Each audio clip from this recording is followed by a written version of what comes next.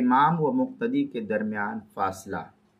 چنانچہ امام اور مقتدی کے درمیان اتنا فاصلہ ہونا چاہیے کہ مقتدی کا سر رکوع اور سجدے میں جاتے ہوئے امام سے نہ ٹکرانے پائے۔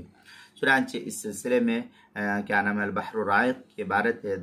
وذکر اس بیجاب انہ لو کان معه رجلان فامامهم بالخيار ان شاء تقدم وان شاء قام فيما بينهما ولو كانوا جماعة فينبغي للامام ان يتقدم، واشار المصنف الى ان العبرة انما هو لقدم لا للرأس فلو كان الامام اقصر من المقتدی۔ اس طریقے کے الفاظ البحر الرائق جلد نمبر 1 صفحہ نمبر 617 کتاب الصلاۃ باب الامامہ جو مکتبہ رشیدیہ کوئٹہ کا چھپا ہوا نسخہ، اس کے اندر